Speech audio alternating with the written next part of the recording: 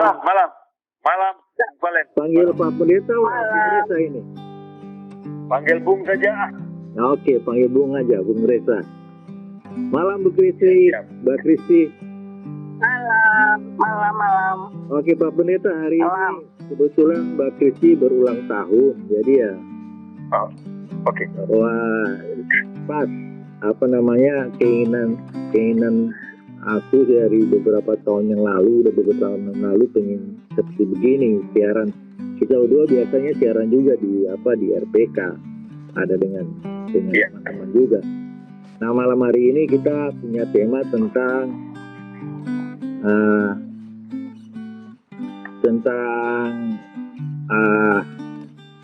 janji Tuhan itu baik, kemudian atau rencana Tuhan itu selalu indah gitu. Jadi saya mulai dulu, mungkin dari Mbak Kristi bisa menceritakan sendiri sedikit tentang kehidupan sekarang dan mimpi ke depan itu nanti gimana dalam kehidupan sekarang gitu. Artinya bukan mengecilkan masa depan Mbak Kristi, tetapi melihat dengan sekarang bahwa anak-anak bertumbuh dewasa nanti kan mungkin saja nanti akan hidup sendiri gitu. Kira-kira gambaran yang ada di mimpi atau pikiran Mbak Kristi sampai di mana? Coba bisa dijelasin. Ya, oke. Mau cerita dulu awalnya ya.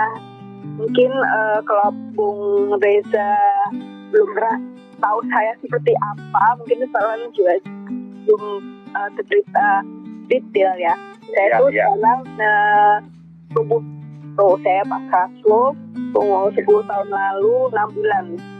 Jadi tanggal 8 Januari 2010 saya terserang stroke berat, di mana otak kiri saya terendam darah 20% karena pembuluh darah otak kiri itu pecah. Nah, itu di Amerika, dan dokter dia di sana vonis saya sebagai pasrah stroke yang darah kental 20% itu menjadikan aku harusnya hanya bisa berbaring saja di sisa hidup.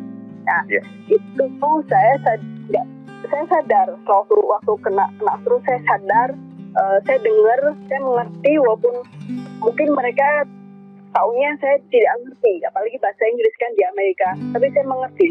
Dia bilang begitu, dan saya karena nggak bisa ngomong, aku cuma liatin dokter itu dokter dari India. Dok, dalam hati ya, dok. Yeah. Saya nggak percaya dokter bilang begitu, karena saya masih hidup. Kalau saya mati ya benar, kalau saya hidup berarti Tuhan pasti punya rencana. Dan saya tahu Tuhan bukan karena dia benci, tapi ini kesalahan saya. Saya dapat kena stroke itu bukan karena apapun, salah saya sendiri.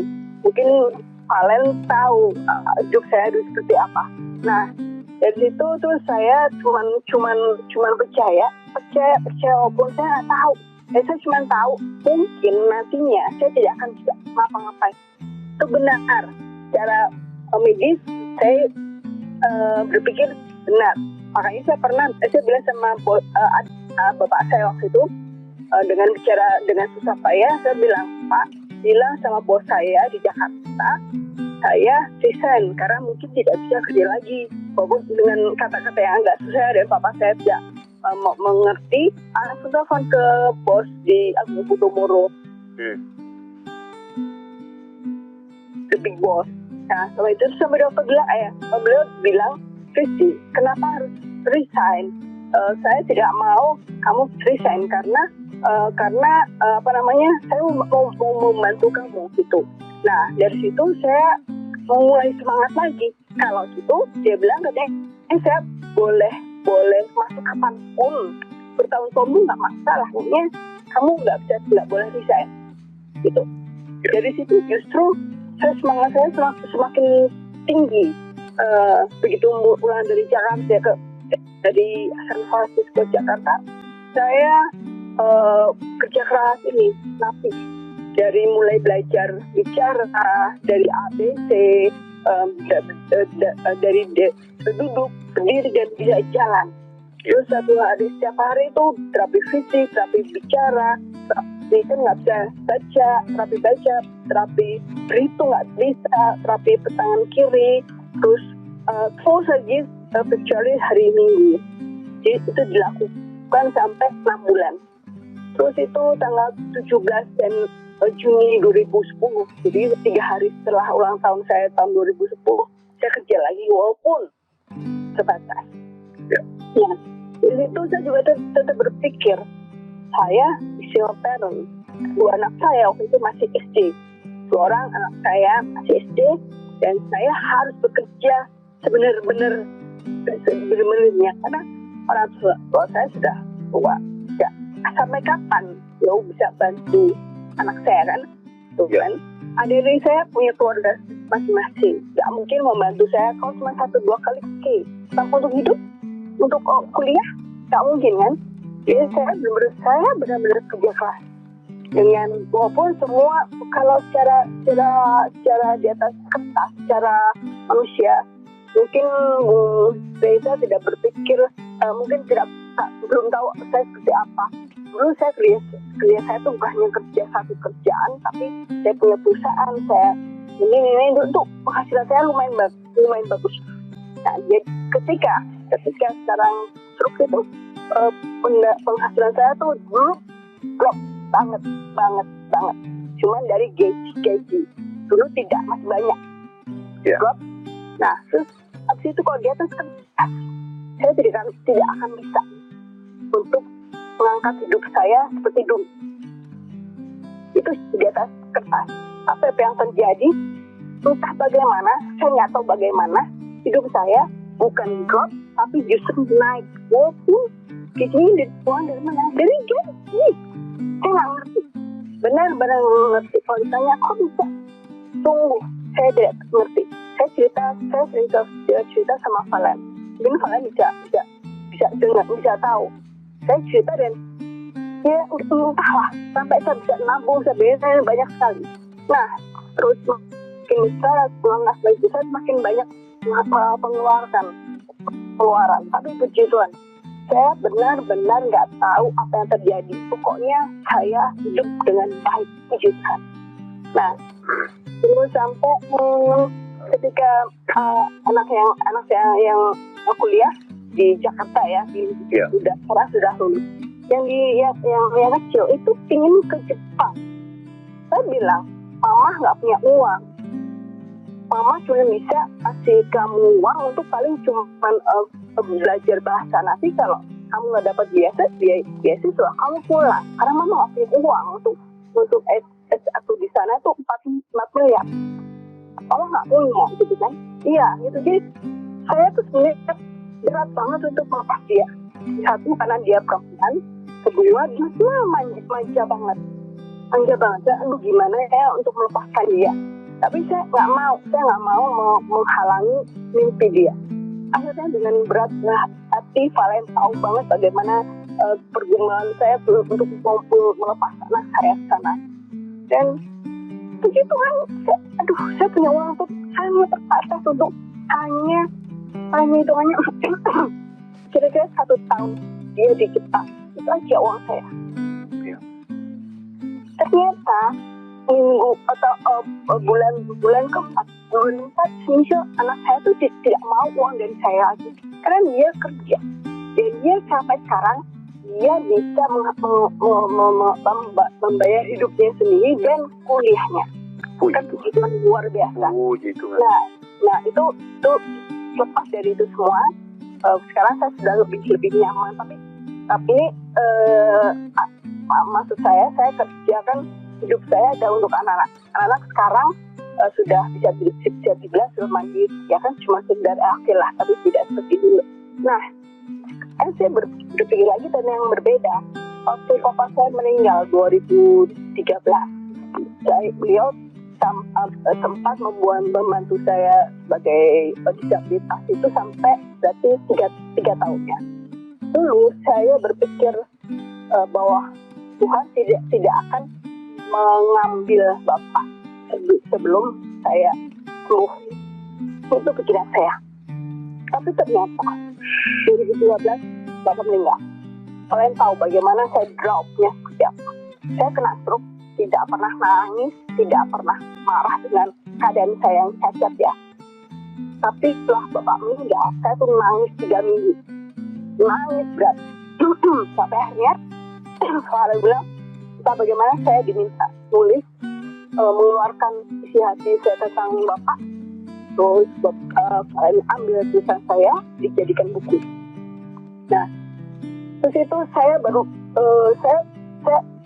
waktu saya kena stroke, saya tidak pernah bertanya pada Tuhan kenapa. Karena saya tahu itu salah saya sendiri menjadi kena stroke. Tapi waktu Bapak meninggal, saya sempat tanya pada Tuhan, kenapa? Aku belum sembuh, kenapa Bapak diambil? Gitu. Saya baru sadar ketika bukunya jadi dan saya menjadi semangat. Entah dari mana pemikiran saya adalah Tuhan tidak mau saya bergantung pada siapapun, termasuk Bapak saya. Tuhan mau saya bergantung pada Tuhan sendiri. Habis itu, kalian tahu apa yang saya kerjakan. Saya nggak pernah takut apapun. Bahkan saya sampai bisa melakukan sendiri pameran 21 kali dengan berbagai macam masalah tanpa dana, dan semua terjadi sukses. Puji Tuhan. Itu buat saya itu, saya heran, bukan sombong, tapi itu luar biasanya Tuhan. Saya berjalan aja susah. Kalau Bung Eza lihat nanti, kalau ketemu, saya berjalan aja susah banget, karena saya lumpuh paruh. Tangan saya nggak bisa pakai, tapi saya bisa melakukan semuanya. Jadi orang bilang, Kristi kamu hebat. No, bukan saya udah hebat. Saya hebat dari Tuhan Yesus. Amin. Karena Dia saya melakukan itu. Nah, jadi itu saya menjadi Tuhan memberikan saya kekuatan banget setelah Bapak meninggal. Sampai sekarang kekuatan saya semakin berat. Ketika Bapak meninggal, saya kan sudah banyak berpikir kan, oke, Bapak nggak ada. Sekarang masih sama itu, masih ada ibu, masih ada rumah, masih ada anak. Nanti saat ibu saya sudah 78 tahun, berapa lama lagi sih sebagai manusia realistis aja, ya kan? Saya harus siap. Anak saya di Jepang, dia tidak akan mau pulang. Anak saya satu lagi di Jakarta, tapi dia kan sudah dewasa, dia tidak bantu saya urus. Dia punya mimpi, dan saya nggak mau dia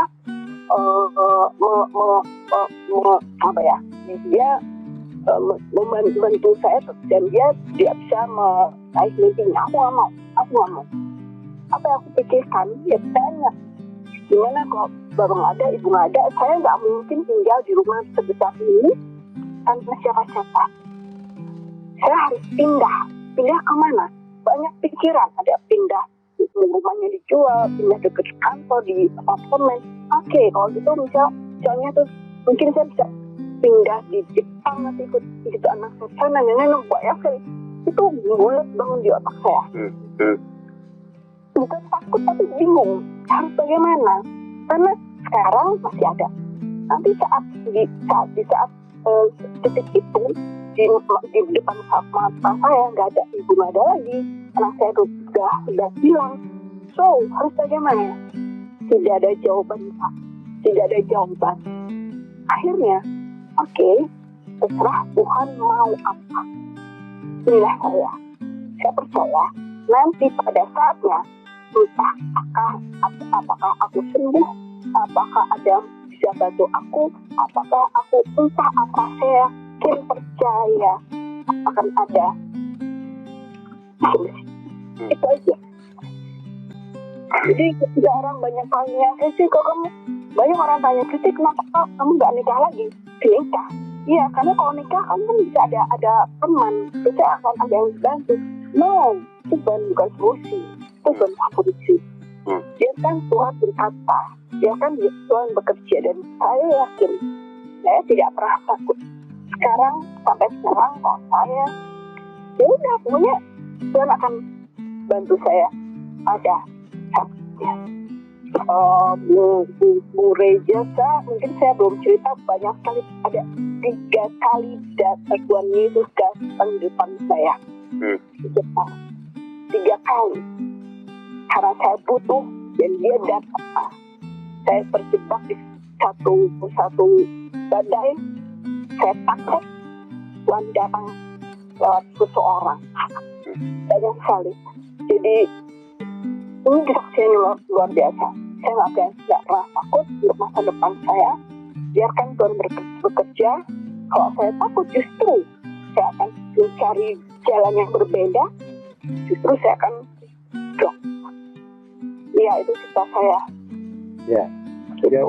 Jadi Bung Reza, mungkin saya bisa simpulkan mungkin ada beberapa poin. Yang pertama soal penyakit, ya, banyak orang yang sakit kemudian terlahir,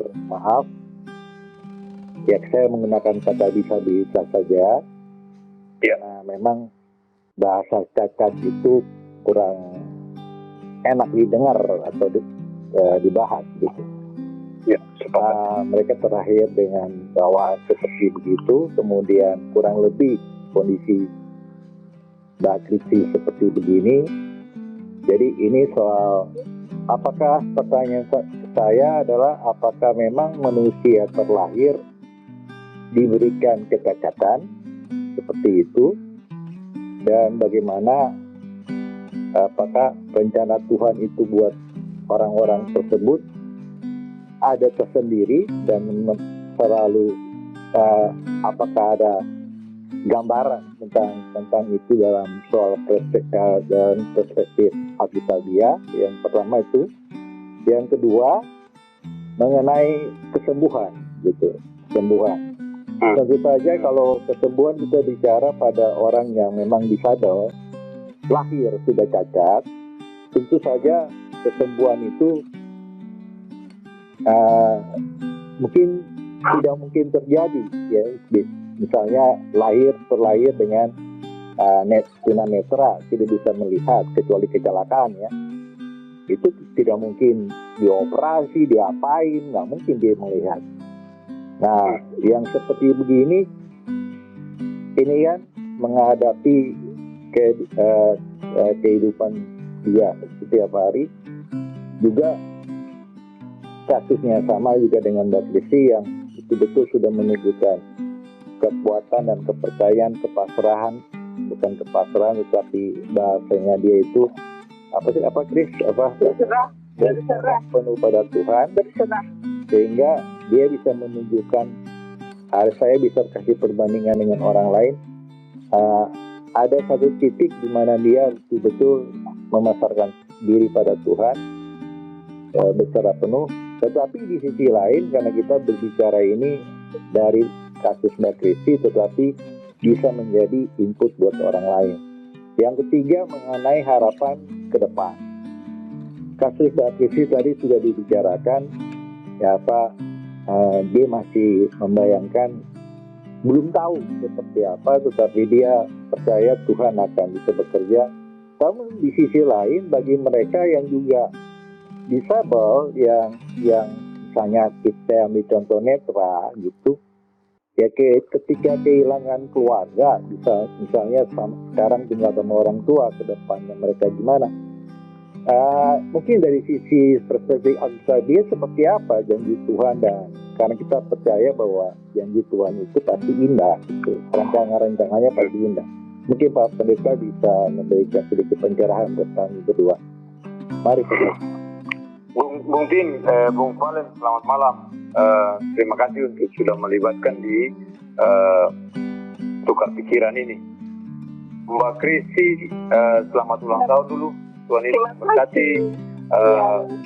Saya rasa terberkati dengan apa yang Mbak Kristi sampaikan malam ini. Tadi saya lihat sebentar di RPK, juga malam ini kita ngobrol begini. Saya lebih jelas sekarang apa yang Mbak alami begitu, dan saya melihat bahwa ini satu hal yang luar biasa terjadi, dan ini contoh hidup yang konkret, bagaimana pengalaman pribadi bersama-sama dengan Tuhan. Terkait dengan apa yang tadi Bung Valen sudah simpulkan dan bertanya untuk saya mencoba untuk bisa mencerahkan, saya mau mulai dari pikiran seperti ini. Kita harus pisahkan antara apa yang Mbak Kristi alami dari satu sisi mengalami disabilitas dengan apa yang orang terlahir dengan disabilitas. Itu harus dipisahkan dulu karena satu mengalami dari terlahir begitu, yang satu mengalami karena ada faktor kesehatan, faktor cacat dan segala macam kecelakaan dan segala macam yang mungkin bukan karena kesengajaan kita atau juga mungkin karena keteledoran kita. Jadi pisahkan dulu. Nah, yang paling penting itu adalah kesadaran bahwa ini yang susah dan berat, ya. Kesadaran bahwa segala sesuatu yang terjadi dengan hidup kita itu adalah sepengetahuan Tuhan. Itu dulu nomor satu yang harus kita pegang betul-betul, ya, kita kontrol, kita mengimani dan kita mengamini bahwa segala sesuatu yang terjadi dengan kita itu sepengetahuan Tuhan. Nah, persoalan bagi yang terlahir sudah demikian ini susah, karena kenapa Tuhan izinkan saya begini? Nah, ini persoalan yang kita tidak tahu, ya.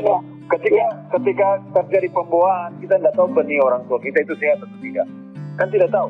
Itu bisa menyebabkan ada kebutaan dan segala macam. Ketika terlahir kondisi fisik dan segala macam, seperti gizi dan segala macam pada zaman kita di kandungan ibu kita tidak bagus, lalu kemudian terjadi hal-hal yang kita terlahir dalam disabilitas. Ya, itu bisa terjadi. Nah, persoalannya adalah kembali ke diri sendiri, menerima itu sebagai ya oke, saya terlahir begini nih, tapi bagaimana saya bisa dilahirkan dan bagaimana saya bisa bertahan hidup, meneruskan hidup ini dengan bukan bergantung kepada diri saya sendiri, tapi bagaimana bergantung kepada Tuhan yang tadi itu poin saya, sepengetahuan Tuhan keadaan saya. Nah, saya mau kasih contoh dulu, ya, kasih contoh. Ada satu tokoh yang sangat tokoh atau pembicara yang sangat terkenal karena dia tubuhnya disabilitas. Dari kecil kakinya tidak ada, tapi hanya menggunakan tangan. Lalu dia pembicara, dia keliling kemana-mana. Saya ketika melihat pertama kali video orang itu, saya nangis. Saya juga termasuk bilang gini, Tuhan betapa kasihannya orang ini lahir. Tapi ketika dia bicara dan dia menerima dirinya dalam situasi itu, saya bilang, Tuhan terima kasih, orang ini Engkau hadir di tengah-tengah dunia ini untuk menampar kita nih, orang-orang yang ada utuh. Ironi kan, kita yang utuh malah kita yang utuh malah tidak bisa bersemangat luar biasa seperti orang ini. Nick siapa itu namanya gitu? Nick siapa? Nanti ingat deh, otak saya juga lagi dalam yang tangan kakinya nggak ada itu ya. Tangan kakinya nggak ada. Saya merasa Tuhan, orang ini begitu luar biasa, ya. Dia begitu luar biasa, tapi kenapa kita yang dalam keadaan utuh ini kita lebih malas, lebih tidak bisa bersemangat seperti orang itu. Saya juga melihat beberapa kali lomba-lomba olimpiade bagi teman-teman yang disabilitas. Saya melihat prestasi dia, olahraga ya, berlari, berlomba dengan begitu semangat mencetak prestasi yang luar biasa. Lalu saya bertanya, selalu saya merefleksikan, orang-orang ini begitu luar biasa bisa menerima dirinya dan kemudian berekspresi atau menggunakan semua potensi yang ada dalam dirinya melakukan sesuatu. Nah, bagi teman-teman yang belum bisa keluar dari kotak pikiran yang buntu, makanya sebenarnya ketika dunia sudah canggih seperti ini melihatnya, kita harus berefleksi dengan kenyataan bahwa bukan kita sendiri di tengah-tengah dunia yang mengalami keterpurukan ini, ya, dalam kelemahan tubuh, kekurangan secara fisik, disabilitas dan sebagainya. Ada banyak orang di sekitar kita yang lain dan mereka bertahan hidup gitu, bisa keluar dari itu. Kita tidak boleh menyalahkan keadaan kita, apalagi menyalahkan Tuhan. Bukankah ketika kita terlahir bisa saja kita juga langsung mati dan tidak pernah bisa merasakan hidup di dunia ini? Tapi Tuhan mengizinkan kita lahir karena Tuhan punya maksud dan tujuan dalam hidup kita. Nah, ini yang saya tadi coba pikirkan, ada satu ayat beberapa waktu yang lalu saya sudah bikin podcast tentang ayat ini. Yesaya 55 ya. Yesaya 55 ayat 8 dan 9. Itu berkata demikian. Sebab rancanganku bukanlah rancanganmu dan jalanmu bukanlah jalanku. sedemikian firman Tuhan. Demikianlah firman Tuhan. Seperti tingginya langit dari bumi dan tinggi dari jalanmu dan rancanganku dari rancanganmu. Tuhan tidak pernah merancangkan kegagalan. Tuhan tidak pernah merancangkan kesalahan atas hidup kita. Kita sendiri yang selalu merasa salah. Kita merasa gagal. Kita sendiri yang selalu merasa hopeless hidup kita. Bukan Tuhan merancangkan kesalahan atas kita. Kita mau mata kita tidak bisa melihat, telinga tidak bisa mendengar, tangan kita kurang sempurna, fisik kita tidak baik. Kita seringkali menyalahkan Tuhan, tapi kita lupa bahwa ada potensi-potensi lain dalam hidup kita, di dalam rancangan Tuhan yang indah atas hidup kita itu, yang bisa kita pakai untuk memberdayakan seluruh potensi dan keberadaan kekuatan yang kita punya gitu. Nah, mindset kita harus dirubah. Jangan tinggal dalam keterpurukan, menyerah dengan keadaan. Sebab ketika tinggal dalam keterpurukan, menyerah dalam keadaan, kita justru memberatkan orang lain. Nah, ini yang saya lihat ketika Mbak Kristi, kenapa bisa keluar daripada semua persoalan yang membebani ini adalah ketika ada semangat yang luar biasa dan sadar bahwa saya bisa, saya mampu, tidak akan mati. Sebab kalau mau mati kemarin waktu stroke itu sudah langsung mati. Tuhan kasih izinkan saya. Tuhan izinkan saya itu what purpose of God untuk hidup saya gitu. Apa tujuan Tuhan untuk hidup saya dalam keadaan yang sedemikian ini gitu. Nah, kalau saya tadi ketika Mbak Kristi cerita, saya coba berefleksi gitu. Saya bertanya-tanya gitu. Mbak Kristi pasti ketika mengalami itu rasa dunia begitu jatuh, hancur-hancur, habis nanti. Ya betul. Ada. Betul. Pertanyaan saya, apakah Mbak Kristi pernah ingat ada orang lain yang lebih susah dari Mbak Kristi? Yang kepikiran? Nggak kepikiran kan? Tapi malam ini saya mau beritahu, hidup Mbak Kristi dibanding dengan Ayub, mana yang lebih sorong? Ya, jelas. Jauh banget. Jauh banget. Ya. Ayub mungkin tidak cacat, ya, atau tidak disabilitas. Tapi perhatikan Ayub, dalam segala kemewahan dan kemegahan orang terkaya di zamannya, tiba-tiba dalam sekejap habis semua. Iya, habis semua. Mbak Kristi juga pasti merasakan habis semua, masa depan saya tidak ada. Betul kan? Sama, itu sama. Tapi kemudian apa yang terjadi? Anak-anaknya juga habis semua dari dia. Mbak Kristi belum ada anaknya yang pergi kan? Iya. Saya dipanggil pulang kan? Harta paling berharga kita itu anak kita kan? Betul kan? Iya. Ayub lewati itu. Lalu bukan cuma sampai di situ. Kawan-kawannya semua meninggalkannya, mencemooh dia, mengutuki dia bahkan. Lalu istrinya bilang, ngapain lu percaya sama Tuhanmu? Loh. Tapi Ayub di tengah keterburukan itu, coba lihat. Mbak Kristi belum sampai ke titik itu kan? Masih ada Valen, masih ada teman-teman lain menyemangati, ya kan? Orang tua masih ada waktu itu untuk menopang, memberikan kekuatan dan dorongan, ya papa khususnya, ya. Ayub sudah lewat. Lalu kemudian apa? Penyakit bos, ya, sesuatu yang sangat parah dan lebih terpuruk, ya. Sudah nanti orang-orang tinggalkan, orang-orang terkasih suruh mengutuki Tuhan, lalu diri sendiri mengalami sakit yang sangat parah. Apa yang paling buruk dibanding Ayub? Tidak ada. Tapi Ayub bisa keluar dari kesulitan hidupnya. Siapa yang membuat dia bisa keluar? Karena dia percaya kepada Tuhan, dia mengandalkan Tuhan. Maksudnya kalimatnya ya, saya berserah, maksudnya bilang, saya berserah sepenuhnya kepada Tuhan. Saya percaya bahwa Tuhan punya maksud baik dan rencana baik. Itu yang paling penting.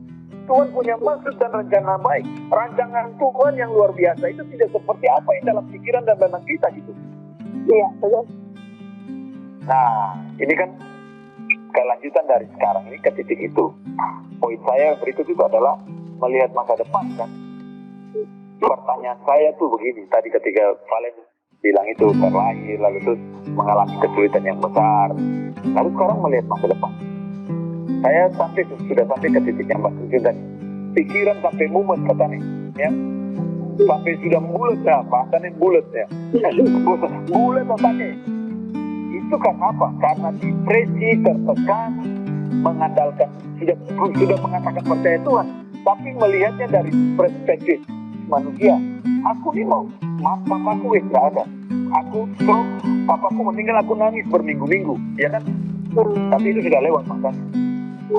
Tapi di dalam pikiran pada waktu itu yang ditaruh di dalam benak dan otak kita adalah ketika kita mengandalkan orang-orang yang ada di sekitar kita percaya kepada mereka yang bisa membantu kita secara fisik. Tapi sebenarnya di dalam proses 11 tahun Mbak Kristi mengalami pergumulan ini, yang punya urusan dengan Mbak Kristi itu bukan lagi orang-orang di sekitar. Tuhanlah yang turut campur tangan, bukan? Nah, kalau Tuhan bisa memelihara lewat 11 tahun pergumulan ini, sampai dengan titik ini tadi RPK bilang bagus, sudah baca 10 tahun seseorang habis pasca stroke itu pasti akan begini, begitu. Saya dengarkan itu. Nah, saya rasa kalimatnya menjadi luar biasa, tapi saya tetap semangat. Nah itu. Sekarang kita melihat masa depan kita dengan melihat lagi dari titik 11 tahun yang lalu sampai ke titik ini Tuhan pelihara. Apakah Tuhan tidak akan memelihara kita ke depan? Iya, Tidak betul. mungkin, sangat tidak mungkin. Kalau Tuhan sudah melewati mengangkat maut dari hidup kita, membawa kita ke titik ini, tidaklah mungkin Tuhan akan membawa kita lebih jauh dan yang lebih susah, lebih berat di dalam pergumulan kita. Iya. Ayub itu bilang apa? Ayub bilang bagus sekali, Pales Mbak Kris. Ayub bilang dalam Ayub pasal 10 begini. Hidup dan kasih setia, ayat 10 ayat 12. Hidup dan kasih setia kau karuniakan padaku, dan pemeliharamu menjaga nyawaku. Lihat itu. Hidup dan kasih setia kau karuniakan kepadaku, dan pemeliharaanmu menjaga nyawaku. Urusan masa depan itu urusan Tuhan. Dari kemarin terlahir sekalipun dalam keadaan disabilitas, sampai saat ini Tuhan pelihara, maka Tuhan akan terus menjaga nyawa kita. Tuhan akan terus menjaga hidup kita. Kalau nyawa kita saja Tuhan jaga, apalagi hidup kita. Ya. Saya baca ini, saya dengan kesaksiannya Mbak Kristi, saya ingat Tuhan mati di salib. Ya, Tuhan mau mati di salib untuk saya. Tuhan Allah datang berinkarnasi, datang ke dalam dunia, mau naik di salib untuk seorang Reza Carnamoal yang dina ini. Ya, masakan dia tidak mau pelihara saya? Dia mau mati untuk saya, lalu terus dia tidak mau pelihara saya? Itu tidak mungkin. Ya, itu tidak mungkin.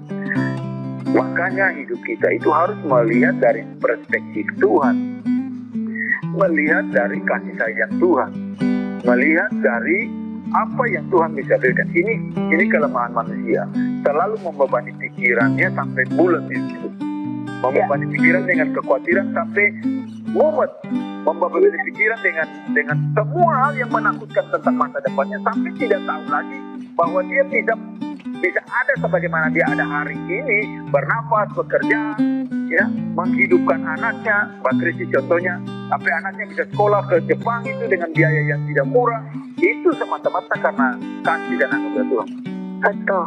Betul semata-mata karena kasih dan anugerah Tuhan. Nah, poin saya terakhir itu, saya lihat dari apa yang Tuhan taruh ya di dalam Mazmur nomor 37 itu.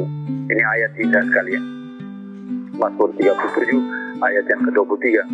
Tuhan menetapkan langkah-langkah orang yang hidupnya berkenan kepadanya. Apabila ia jatuh, tidak sampai tergeletak, sebab Tuhan menopang tangannya. Nah, ini perhatikan ayat selanjutnya. Dahulu aku muda, sekarang telah menjadi tua, tapi tidak pernah kulihat orang benar ditinggalkan, atau anak cucunya meminta-minta roti. Setiap hari ia menaruh belas kasihan dan memberi pinjaman, dan anak cucunya menjadi berkat. Itu kenapa? Karena Tuhan yang memberkati, karena Tuhan yang menyertai. Hiduplah hari ini untuk hari ini. Kesusahan sehari cukuplah untuk sehari. Besok punya kesusahan sendiri, ya. Besok punya masalah sendiri. Masuk hari yang baru dengan rasa syukur.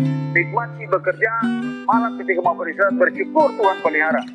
Melewati malam tidur, besok pagi juga bangun dengan syukur, karena setiap hari punya kesulitan dan pergumulannya sendiri. Pergumulan sehari cukuplah untuk sehari. Jangan pikir besok saya mau bagaimana, orang tua saya sudah begini, sudah begitu. It's not about me, tapi harus tentang Tuhan yang sudah mengatur hidup kita. Saya kira ini hal-hal yang perlu menjadi bagian dalam hidup kita. Ya, beberapa hari yang lalu saya bikin podcast ini. kita nih semua hidup di zaman yang sekarang, ya. Kita terlahir bukan kebetulan, kita terlahir, ya. Kita ada di zaman ini, hidup di zaman ini. Kita sekarang semua mengalami pergumulan yang sama. Itu bukan kebetulan. Tidak ada kata kebetulan dalam hidup kita, tidak ada. Semua dalam rancangan Tuhan. Tinggal bagaimana kita meletakkan diri kita dan berharap, bersandar, bergantung, berserah sepenuhnya kepada Tuhan. Sebab Tuhan menaruh kita di dalam situasi ini supaya nama Tuhan dimuliakan. Tuhan melihat kita diuji dalam hidup kita. Setiap hari itu kita mengalami ujian. Seperti kita mengalami ujian kita. Apakah ujian itu kita bisa lulus dalam ujian ini dengan Tuhan sendiri yang menyatakan lulus atau tidak adalah lewat semua proses itu, ya. Dan yang menentukan kita lulus atau tidak itu bukan pada saat kita sedang menjalani sekarang, tidak. Ketika kita sudah menyelesaikan semua, ya, semua pertandingan hidup kita, waktu itulah terbukti kita didapati setia oleh Tuhan, tidak. Maka tantangan sebenarnya masih berat ke depan. Cuman bukan kekuatan dari diri kita sendiri, tidak. Kekuatan itu harus berasal dari Tuhan. Ayo bisa, Pak Kristi bisa ada di titik ini untuk bisa, ya. Kita semua ada di momen yang sama, melewati hari-hari hidup kita, semakin susah, semakin berat, bisa, ya, bisa. Kalau Tuhan masih izinkan kita hidup dan lewati COVID ini, itu karena Tuhan, dan kita bisa. Nah, kalau kita bisa karena Tuhan yang memisahkan kita, kenapa kita khawatir dan takut, ya, tentang diri kita? Jadi teman-teman semua yang ikuti percakapan kita malam ini, saya pribadi, ya, bilang mari kita lihat firman Tuhan. Jangan dengar saya, jangan dengar saya, ya. Dengar apa yang tadi firman Tuhan yang saya baca, hanya sebagian kecil dari kekayaan janji Tuhan yang begitu banyak di dalam Alkitab ini, ya. Bukti kasih dan anugerah Tuhan kepada setiap pribadi, beratus-ratus tokoh yang ada dalam Alkitab yang Tuhan sudah pelihara, dan Alkitab ini turun ke kita untuk kita baca, kita renungkan pernyataan dan bukti nyata anugerah Tuhan yang besar. Jangan sekali-kali kita menyalahkan Tuhan, dan jangan sekali-kali kita meninggalkan Tuhan, meninggalkan, dan jangan sekali-kali kita tidak mengandalkan Tuhan. Nah, itu penting, karena 3 hal itu menolong kita untuk menerima diri, ya, memaksimalkan diri, dan menggunakan semua potensi dalam diri kita untuk memuliakan Tuhan. Tuhan tolong kita supaya begitu nanti kita bertemu dengan Tuhan, kita didapati sebagai hamba Tuhan yang setia. Kira-kira gitu Pak Vale. Pak Kristi, saya merasa diberkati malam ini oleh apa yang Pak saksikan. Semoga ini boleh menjadi kesaksian yang terus memberkati banyak orang, ya. Bagaimana bisa tetap berdiri kokoh, teguh, kuat di dalam badai. Itu tidak gampang. Ya, kira-kira gitu. Ya, terima kasih Pak. Terima kasih. Ya. Ini refleksi dari Mbak Kristi, mungkin ada pertanyaan atau refleksi dari apa yang disampaikan oleh Bung Reza. Silakan. Aku sih merasakan semua yang Bung Reza katakan itu apa yang ada dia benar-benar sama dengan apa yang ada di hati aku, bahwa yang jelas hidup kita itu sesuai dengan rencana Dia.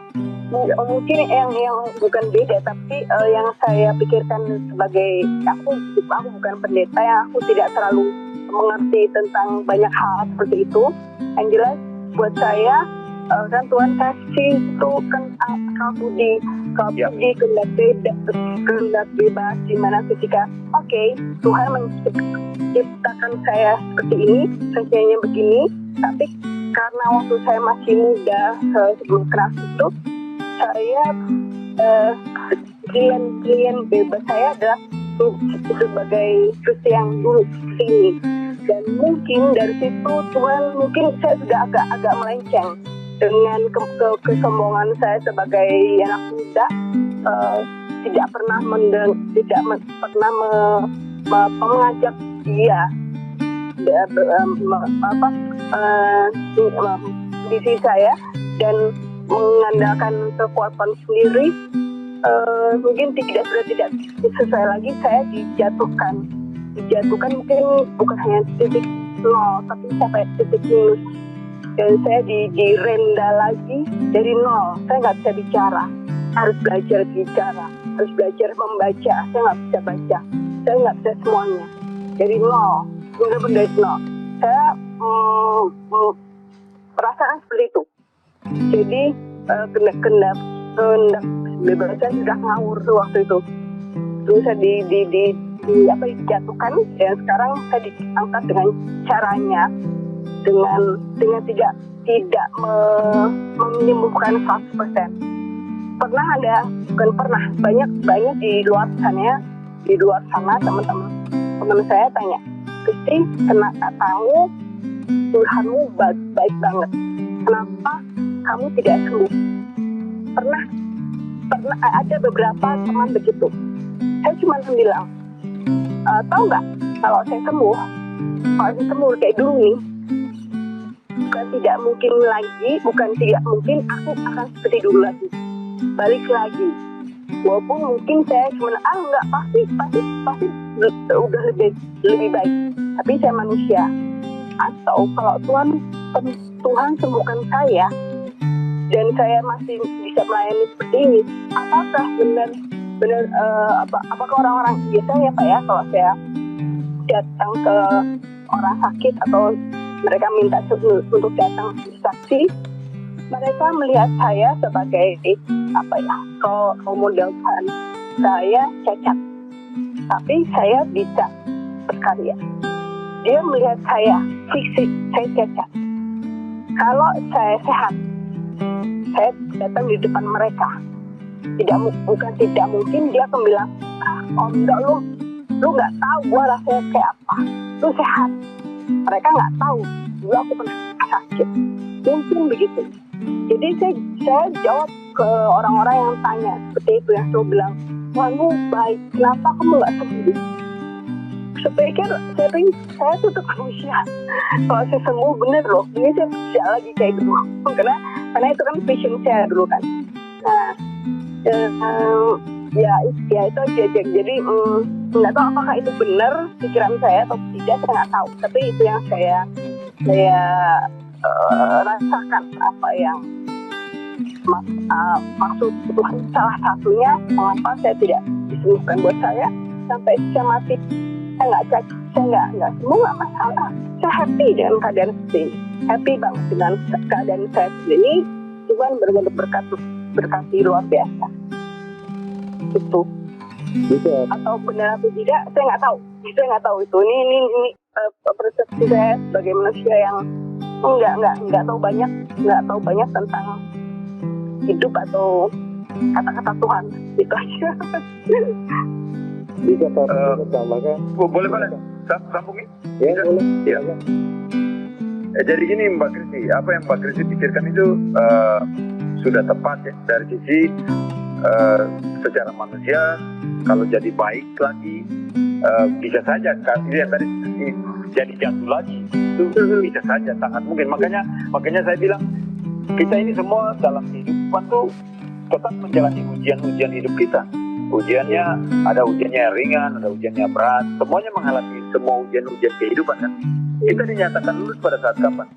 Final kita, ketika kita sudah menyelesaikan semua pertandingan hidup kita, baru kita boleh dibilang sama Tuhan, ya datanglah hambaku yang setia. Hamba yang setia pertama, karena ketika kita menyelesaikan semua final hidup kita, itu kita didapati dalam setia kepada Tuhan dalam bentuk apapun kita. Nah, itu good point tadi ya. Jadi ketika orang bertanya kepada Pak Kristi, kan Tuhan baik, kalau kenapa kamu nggak disembuhkan? It's good jawaban gitu. Ya, kenapa jawabannya baik? Karena ya Tuhan mau saya gini, saya enjoy dengan hidup saya gini gitu. Ketika saya bisa pergi bicara dengan orang yang sakit, yang dalam keadaan terbatas juga secara fisik, saya mampu merasakan apa yang mereka rasakan, bahkan mungkin saya lebih berat dari mereka. Karena maut dan kematian itu sudah menghampiri saya, tapi Tuhan masih memelihara jiwa saya. Nah, saya bisa hidup untuk bersaksi, berbagi yang demikian. Nah, itu perspektif orang yang sudah mengalami kemenangan di dalam dari melewati kesulitan. Sama seperti Ayub, ketika istrinya bilang, kenapa kamu nggak kutuk Tuhan, tinggalkan dia. Apa jawab Ayub? Masakan yang baik saja kita mau terima dari Tuhan, sedangkan yang tidak baik kita tidak bisa terima. That's a good gitu, good thing ya. Masakan yang baik saja kita bisa terima, yang tidak baik nggak mau. Nah, pada titik itulah sebenarnya nilai seorang Ayub, nilai seorang Mbak Kristi ditaruh, bahwa kita melihat segala sesuatu itu dari perspektifnya Tuhan. Ya, Tuhan mengizinkan semua terjadi, dan pada titik ini kita melihat bagaimana Tuhan berproses dengan hidup kita. Kita bukan menjadi lebih terpuruk, tetapi kita bisa justru bangkit dan melakukan hal-hal yang lebih luar biasa daripada orang tanda petik yang lebih sehat dari kita, yang lebih utuh dari kita dalam tanda petik. Kira-kira gitu paling. Jadi Mbak Kristi, saya sekali lagi merasa bahwa percakapan malam ini sesuatu yang luar biasa ya. Ada hal-hal yang Tuhan taruh untuk kita semua lewati masa-masa hidup kita. Bagaimana kita melihat Tuhan bekerja di dalamnya. Kira-kira gitu, Bung Valen. Ya, oke Pak Pendeta. Ya, ada pertanyaan terakhir mungkin nanti Mbak Kristi kalau memang ada juga bisa disampaikan. Tadi sudah dijelaskan bagaimana dia menghadapi orang-orang yang bersikap sinis, bersikap mungkin menolak, gitu ya, mengejek, gitu dan sebagainya. Dan ini juga dialami oleh orang-orang yang mengalami keterpurukan yang sama. Misalnya konkretnya adalah secara fisik, gitu. Nah, ini bagaimana tips untuk menghadapi orang-orang tersebut, Pak Pendeta? Menghadapi orang mana nih? Orang yang datang ngejek itu. Ya, ngejek itu bisa lagi yang katakan bisa lewat. Kalau ada orang datang terus ngejek diri saya, maaf ya, dalam situasi yang susah seperti itu, saya pasti akan menjawab, kalau bisa akan menjawab seperti apa yang Pak Kristi jawab. Kita sudah ada di titik ini. Ya kan, yang kamu lagi ngejek siapa? Ngejek Tuhan atau ngejek saya gitu? Kalau kamu lagi ngejek Tuhan, itu urusan kamu dengan Tuhan sebenarnya gitu ya, bukan urusan saya. Saya bersyukur untuk keadaan saya. Kalau saya bersyukur untuk keadaan saya, ngapain lu gitu? Lu ada urusan apa gitu? Jangan gue pikirin. Emangnya gue pikirin gitu. Lu mau sewot mau apa? Gue yang jalani kok gitu. Nah, ini artinya kalau mau berhadapan dengan dunia yang ini terhadap kita ya. Tapi kalau dunia sini terhadap Tuhan ya oke, itu urusan kamu sama Tuhan gitu. Tapi saya mau membuktikan di hadapan kamu bahwa Tuhan yang saya percaya, Tuhan yang saya imani sanggup pelihara hidup saya gitu. Itu yang harus kita tetap pegang. Tuhan sanggup pelihara hidup saya, Tuhan sanggup jaga hidup saya, dan Tuhan mengasihi saya lebih daripada semua orang yang lain itu ya. Karena saya pribadi, saya meletakkan diri saya sebagai kekasihnya Tuhan yang dipelihara dan dijaga oleh Tuhan, dan semua orang pun mengalami yang sama gitu, di dalam Tuhan. Kira-kira gitu Pak Ibu Valen. Kalau saya lihatnya dari pengalaman Mbak Kristi sudah teruji untuk situasi seperti itu ya. Dan saya melihat itu hal yang penting sekali, yang baik yang untuk menjadi contoh bagi teman-teman yang lain. Satu lagi pertanyaan mungkin dari saya sebelum nanti dikasih untuk Pak Kristi untuk closing statement atau ada pertanyaan lagi silakan. Nah, dalam kenyataan hidup Pak Pendeta atau Bung Reza, ya kita lihat bahwa kita hidup dengan keluarga, ada teman dan segala macam. Yang lebih konkret lagi keluarga. Nah, bagaimana keluarga itu bisa berperan terhadap kondisi seperti Mbak Kristi atau teman-teman lain yang terpuruk? Dalam beberapa kasus justru keluarga itu menjadi batu sandungan atau bahkan justru menolak gitu. Jadi mungkin ada memberikan suatu himbauan ya juga bukan kayak pemerintah, tetapi paling tidak mencerahkan pada mereka, karena mereka itulah lingkungan terdekat gitu loh. Sekalipun tadi memang sudah dijelaskan bahwa pribadi-pribadi seperti Mbak Kristi ini tidak lagi tergantung sama orang lain, berserah penuh pada Tuhan. Tetapi dalam kesempatan ini juga kita perlu menjelaskan bahwa kekasih-kekasih kita, yaitu keluarga-keluarga kita, orang terdekat kita, orang tercinta kita, yang tadinya kita harapkan mereka itu bisa sebagai yang paling tidak tidak bergantung tetapi menjadi teman atau menjadi bagian hidup yang ya bisa membuat hati ini lega. Pada prakteknya ada yang menjauh diri, ada yang antipati, ada yang tidak bosan dan segala macam. Untuk mereka itu mungkin bisa disampaikan kira-kira himbauannya seperti apa Pak Pendeta? Pak Valen, Ya, lanjut menjadi lanjut usia. Kita tidak usah bicara secara fisik disabilitas, tapi secara usia berlanjut, lalu supportnya tidak ada, tapi kemampuan keutuhan dalam mentalitasnya untuk tetap mandiri itu terjaga, tidak mau bergantung ke orang. Itu dulu sebenarnya kembali berpulang ke diri yang bersangkutan. Sebab seringkali ketika kita ada, jangankan bicara disabilitas, sakit saja kita punya rasa bergantung ke orang lain itu tinggi gitu. Padahal sebenarnya salah. Mestinya kita sendiri harus bisa lihat dan mengatur diri kita, karena kita yang tahu kondisi kita, kemampuan kita secara fisikal. Nah, tapi seringkali kita jatuh kepada titik itu. Nah, yang kedua adalah kalau kita bicara kembali ke ke sifat kita, ke mentalitas kita butuh support, ruang support. Poin utama kita adalah, saya bicara sebagai teman dulu. Tadi istri saya juga ikut dengar ini karena saya pasang speaker sekali-sekali gitu ketika teman yang lain di Valen bicara, dia bilang satu kalimat dalam peribahasa gitu ya. Teman yang sejati itu adalah teman yang terus dekat mau menolong kita. Kalau teman yang tidak mau menolong, itu bukan teman yang sejati, itu teman yang cuma memanfaatkan kita, mencari keuntungan dari kita. Sahabat, teman yang sejati itu dia akan menolong, dia akan ada dalam suka duka kita. Bukan waktu suka saja dia ada, tapi waktu duka dia meninggalkan kita. Nah, ya, itu poinnya gitu. Apalagi kalau teman harus begitu, apalagi keluarga, ya, apalagi harus keluarga. Jadi keluarga itu harus menjadi orang terdekat pertama yang memberikan support, kekuatan, dorongan. Tapi memang ini tidak gampang. Saya punya pengalaman tidak seperti pengalaman Mbak Kristi secara fisik pribadi gitu. Saya punya pengalaman itu lain sedikit ya. Saya beberapa tahun yang lalu melayani orang tua saya. Saya pulang ke Ambon karena memang saya tahu panggilan saya, Tuhan panggil pulang gitu di Ambon, di Maluku sini.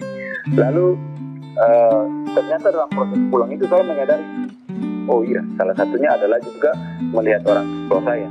Tapi kami tinggal sendiri, orang tua saya sendiri, saya juga dengan saya sendiri. Lalu beberapa waktu yang lalu itu mama saya kena stroke, lalu terus gagal ginjal, berlanjut ke gagal ginjal. Belum mau cuci darah, tapi akhirnya cuci darah. Dan saya melayani mama saya karena seminggu 3 kali cuci darah itu di titik tertentu itu ada rasa bukan malas, ya tidak malas, tapi rasa seperti beban itu menjadi sangat berat gitu, sangat susah itu. Bukan tidak mau, tapi seperti satu sirkulasi putaran hidup yang setiap kali, aduh mesti bawa mama lagi, padahal saya punya kegiatan yang lain mau gitu. Aduh gini lagi. Jadi rasa berbeban itu ada, tapi tanggung jawab juga tetap ada gitu. Siapa lagi yang mau nolong mamamu gitu? Kalau bukan kamu, bapak sudah usianya juga sudah lanjut gitu ya. Ya tidak mungkin lah, harus saya gitu. Tapi saya ketika dalam gumulan itu saya selalu berdoa. Setiap kali pagi bangun, lalu terus jalani hari gitu saya berdoa, mama bapak saya sendiri. Saya tidak mungkin menjaga mereka 1 kali 24 jam ya, setiap hari di sana gitu. Saya punya aktivitas, mohon pemeliharaan Tuhan. Bersyukur mereka karena tinggal di asrama, ada teman-teman tetangga itu ikut praktikan. Tapi kemudian ada 1-2 anak mahasiswa yang akhirnya karena mereka susah bayar kos, kurang uang segala macam, datang ke rumah, lalu papa mama saya ajak dia tinggal sini. Nah mereka menjadi anak-anak yang juga diasuh dan sekaligus melihat. Bukan tanggung jawab full melihat, tapi kami punya tanggung jawab. Nah, persoalan lagi muncul adalah ketika harus setiap kali mengurus mama itu tidak gampang. Ada titik di mana mama drop, ya karena orang cuci darah itu. bisa satu kali waktu, tapi begitu drop harus cari darah dan segala macam. Yang saya lakukan adalah saya datang ke hadapan Tuhan, berdoa, Tuhan, saya tidak mampu secara fisik mengurus, saya tidak mampu. Valen, Mbak Kristi, yang ada di dalam kepala saya tiba-tiba terlintas Tuhan kasih satu gambaran ini. Mama saya melahirkan saya, merawat saya dari kecil. Saya nangis itu. Mama saya melahirkan saya dari kecil, merawat saya, membesarkan saya. Sakit dia urus, semua dia urus. Tidak pernah dia mengeluh. Tidak pernah dia merasa itu susah. Saya di momen ini Tuhan izinkan, nah itu poinnya. Tuhan izinkan untuk punya kesempatan melayani orang tua saya. Masakan saya bersungut-sungut. Ya, itu harus menjadi dorongan buat semua keluarga, ya, semua teman. Ketika ada teman, anggota keluarga kita yang mengalami kesulitan-kesulitan seperti ini, lihatlah dari sudut Tuhan. Tuhan mengizinkan itu terjadi supaya kita mengambil bagian dalam peran melayani keluarga kita, memperhatikan keluarga kita. Yes. Tidaklah gampang, betul, tidaklah gampang. Tapi itu panggilan Tuhan. Bagaimana kita meresponi tanggung jawab itu di hadapan Tuhan? Bersyukurlah untuk apa yang ada.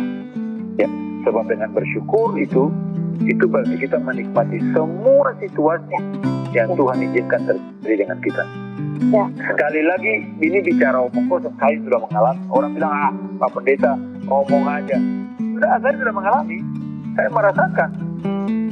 Dan ketika saya bersyukur bahwa kepada Tuhan, Tuhan menunjukkan hal-hal yang luar biasa, mujizat-mujizat luar biasa. Pergi cari darah tidak ada, tiba-tiba bisa ada orang yang datang mau sumbang darah, mau gitu. Itu terjadi di depan mata. Tuhan menunjukkan bahwa kalau kamu mau melakukan apa yang saya tempatkan untuk kamu lakukan, lihat saya mengerjakan apa yang saya bisa kerjakan, lebih daripada apa yang kamu pikirkan. Nah, seringkali kita manusia terbatas dengan kita tuh semua mau nyaman saja sebenarnya. Kita lupa bahwa kalau ada hal-hal tertentu yang Tuhan izinkan terjadi, Tuhan mau kita belajar dari kesulitan-kesulitan itu yang Tuhan taruh dalam hidup kita. Ya. Ini pengalaman berharga gitu. Dan saya merasa bahwa pertanyaan Bung Valen terakhir ini bagus ya, karena supporting family, supporting friends di sekitar kita itu tanyanya satu bagian kecil. Bukan urusan kita sebenarnya, ya. Karena Tuhan mau kita menjadi mandiri, berdiri ya Tuhan. Tapi Tuhan menempatkan mereka di sekitar kita adalah bagian dari kebersamaan di dalam hidup. Ya, tubuh ini ada tangan, ada kaki, ada mata, ada telinga, ya kan? Satu telapak tangan saja itu ada 5 jari. Dan semua ada fungsi-fungsinya. Ada yang panjang, ada yang pendek, ada yang gemuk, ada yang kurus. Ya kan, betul kan? Jari-jari itu kan? Tapi semua dalam fungsinya. Nah, begitu pula juga di tengah-tengah kehidupan kita berkomunitas, berkeluarga, itu fungsinya juga ada gitu. Ada yang punya kekurangan, kelemahan, harus saling melengkapi. Nah, kalau semua orang mengerti pemahaman nilai-nilai Alkitabiah seperti ini, maka saya pikir hidup di dunia ini akan jadi lebih baik. Ya kan, semua saling mendukung, saling membantu, mensupport. Situasi seperti COVID ini juga harus demikian. Gitu. Gereja membuka diri seluas-luasnya untuk menolong. Tidak boleh ada lagi tembok-tembok pembatas. Dia bukan orang seiman dengan saya. Tidak bisa gitu, ini soal kemanusiaan. Kita tercipta oleh Tuhan yang sama. Jadi mari lihat diri kita sebagai makhluk Tuhan. Dan kita bersama-sama ada di dalam satu keluarga, ada dalam satu komunitas, bersahabat, berteman. Kita harus saling support, kita harus saling mendukung. Jangan ada kata, sudahlah, bosan. Tidak boleh ada kata itu. Ketika support itu datang dari kita tidak tahu hidup kita besok-besok kan. Kita hari ini mungkin sehat, besok belum tentu. Nah, kita butuh support orang lain pada saat itu. Apakah kita akan mendapatkan support kalau apa yang kita lakukan hari ini seperti apa? Kalau ada sistem tabur tuai, maka kita akan mengalami seperti itu ya. Saya tidak selalu menerima sistem filosofi tabur tuai itu ya. Tapi kita harus berpikir dalam pola yang seperti itu untuk menolong kita melakukan segala sesuatu dengan melihat bahwa kita ada di titik itu, di waktu itu, bukan kebetulan. Dan Tuhan mau kita melakukan sesuatu untuk sesama kita. Kira-kira gitu, Bung Valen, Mbak Kristi. Luar biasa. Ya, oke. Kesempatan terakhir untuk Mbak Kristi, mungkin closing statement atau ada pertanyaan lagi, silakan. Iya, aku cuma mau bilang nih bikin merinding karena yang Bung Reza lakukan itu juga aku mungkin tidak sama. Tapi aku punya 5 moto kata untuk moto hidup saya. Sebagai seorang yang sangat terbatas banget, kerjanya aja susah. Untuk bawa minuman ada di gelas, saya nggak berani. Kenapa? Karena tangan saya cuma satu untuk berjalan, itu saya pegang tembok, melipir. Jadi kalau saya bawa gelas di atas ada airnya, saya nggak bisa jalan. Nah, buat saya sangat terbatas. Saya punya lukmuk dan tadi cerita itu tentang bersyukur. Saya punya 5 kata. Hidup saya pertama kali adalah saya harus semangat. Cerita di mungkin Bung Reza dengar di radio ya, ada 5 kata semangat. Jadi semangat saya tetap harus akan berusaha. Kalau semangat berarti kan aku pingin nonton ya, nonton lah, berusaha untuk lihat nonton yang lebih banyak lagi. Dari situ kita berdoa dan percaya karena apa yang Tuhan berikan itu yang terbaik untuk kita, walaupun mungkin itu terburuk untuk orang lain ataupun untuk kita. Mereka melihat saya cacat kan kasihan tuh Kristi banget ya, Kristi kasihan banget ya, mereka selalu bilang begitu. Banyak sekali yang gitu, kasihan ya sudah masih muda tapi udah cacat. Nah, buat Tuhan itu yang terbaik ya, buat saya juga terbaik. Yang paling terakhir yang benar-benar bersyukur yang tadi Guru Tessa bilang, kalau saya selalu bersyukur dengan apa yang saya punya, apa yang ada. Walaupun saya cacat, saya sekarang cuma sendiri, anak saya satu jauh, di sini anak saya juga sibuk. Saya sendiri kok, kalau kemarin 7 hari COVID di rumah tuh benar-benar sendiri. Ibu saya di satu kamar tapi sibuk sendiri, saya duduk sendiri. Si Dennis, anak saya tuh memang di farmasi, jadi dia termasuk dari depan jadi kerja. Ya tapi saya bersyukur aja. Terus apa yang saya bisa lakukan, saya lakukan. Ya memang dengan bersyukur memang kita menjadi lebih happy, bersyukur banget itu membuat kita benar senang, bahagia, dan bisa memuliakan nama Tuhan dengan lewat apapun yang sangat sederhana.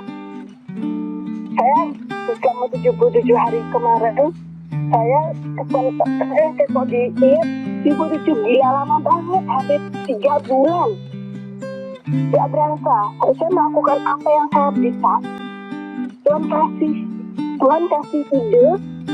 Saya bisa menyelesaikan 11 buku dalam 77 hari lagi, tinggal diedit aja. Ini buat saya luar biasa. Dengan saya bersyukur saya punya waktu buat kasih kreativitas banyak. Ya, saya benar-benar merinding tadi Bung Desa cerita yang terakhir itu benar. Aku nggak bisa ngomong apa-apa tapi benar. Saya banyak merasakan tentang bersyukur. Banyak sekali. Kalian tahu ketika keadaan saya seperti ini, saya cuma bisa semangat berusaha, berdoa, percaya dan bersyukur. Hidup aku benar-benar luar biasa. Oke, Kristi, Mbak Kristi, bisa closing statement sekalian, entah nanti kita ucapan ke Pak Pendeta atau Bung Reza, tetapi saya lebih stressing untuk mengimbau atau mengajak teman-teman yang lain juga bisa mengikuti jejak apa yang kita perbincangkan malam ini atau yang sudah Mbak Desi lakukan. Untuk closing statement sekalian, silakan Mbak Desi. Iya, pokoknya kita gini. Jadi gimana? Kita gimana?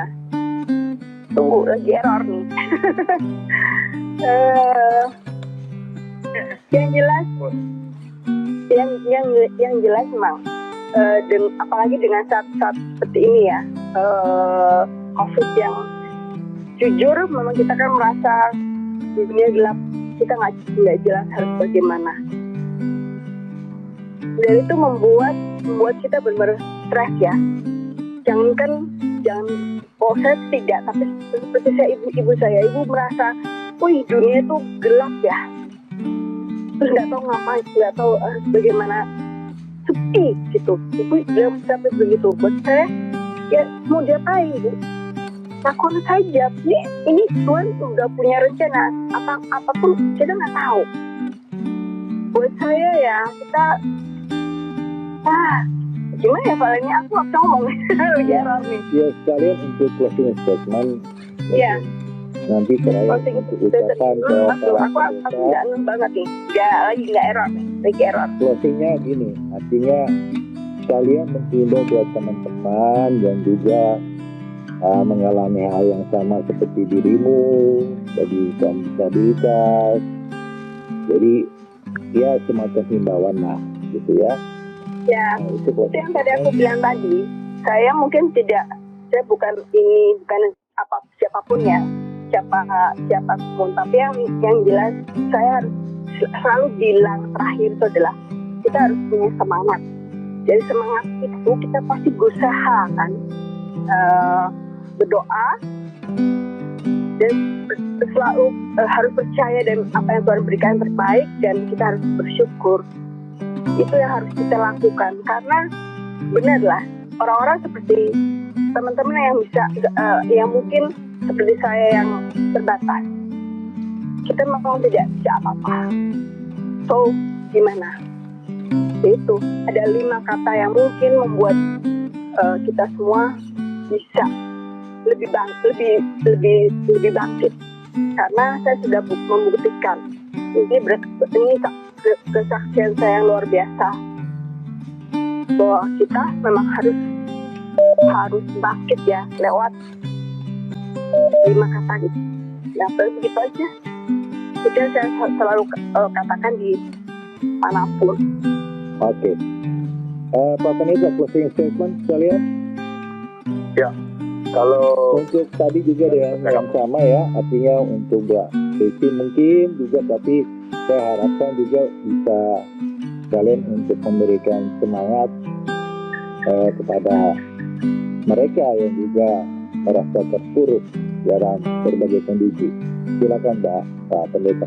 Ya, dari percakapan kita malam ini, saya dan belajar dari apa yang Mbak Kristi sharingkan tentang kehidupannya, saya melihat ada satu hal yang luar biasa. Itu adalah satu, jangan salahkan keadaan, ya, jangan salahkan keadaan.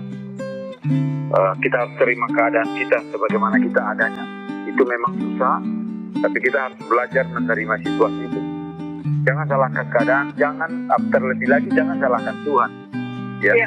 Jangan salahkan Tuhan.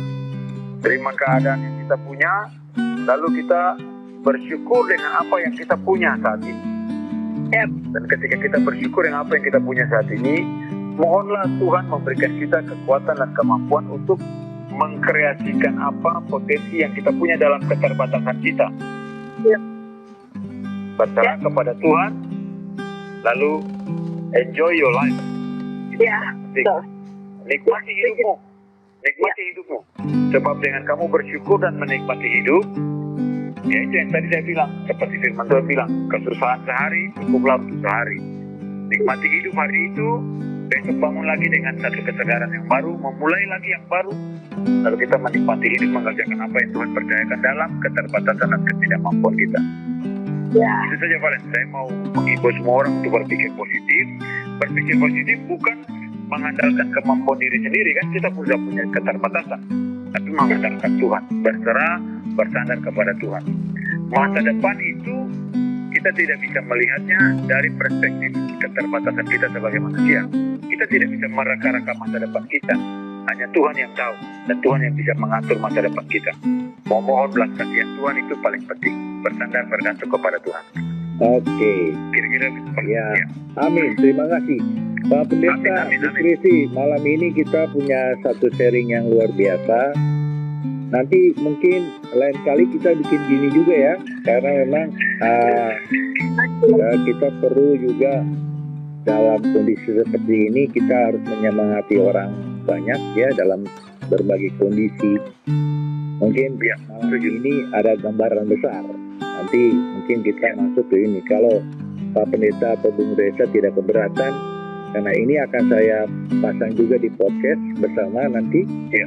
Nanti di-share-kan dan mudah-mudahan saja menjadi berkat ya untuk banyak orang dan bisa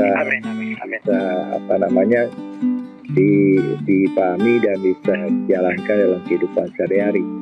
Jadi terima kasih banyak buat waktunya Bung Reza, Pak Pendeta. Harusnya saya sebutkan Pak Pendeta, kurang ajar Bung Reza. Terima kasih banyak atas waktunya. Salam buat istri, juga buat Mbak Kristi. Terima kasih atas sharingnya malam ini. Oke, saling menyapa dulu. Mbak Kristi, sekali lagi selamat ulang tahun ya. Tuhan memberkati. Terima kasih. Dan hidup secara luar biasa. Ya. Sekali lagi ya. Salam untuk ibu, ya. Salam untuk kedua anak kekasih, ya. Terus maju ya. Tetap kuat, terus berkarya, ya. Tuhan punya rencana yang indah lah dengan setiap kita, khususnya dengan Mbak Kristi lewati semua persoalan hidup ini. Ingat bahwa Tuhan tidak pernah salah merancangkan hidup kita. Tuhan tidak pernah salah menghadirkan sesuatu yang terjadi dengan kita. Tuhan punya rencana untuk kita. Ya, saya kira pengalaman hidup yang sangat berharga dan bisa menjadi berkat, yang menginspirasi banyak orang untuk kembali melihat Tuhan sekalipun dalam keadaan sulit. Terima kasih Pak malam ini. Ya Pak Bung Reza juga terima kasih atas semua pencerahan, karena ada beberapa yang memang saya agak bingung, tapi buat saya tadi luar biasa. Salam buat Ibu. Ya. Terus nanti siapa tahu aku bisa datang ke Maluku karena ingin ke Ambon. Tapi kalau di sana kan masih di daerah Macablita, saya susah pakai kursi roda. Bisa lah, jadi amin. Kita amin saja. Nanti semoga kita bisa ketemu di sana. Ya, amin. Oke. Selamat malam. Terima kasih Kristi, Pak Pendeta Reza. Tuhan Yesus berkati kita semua. Nanti kita akan ketemu lagi. Kalau tidak keberatan, ada waktu luang, kita akan bisa sharing lagi. Dengan senang hati. Oke, selamat malam. Tuhan berkati. Malam. Selamat malam. Ya, sudah.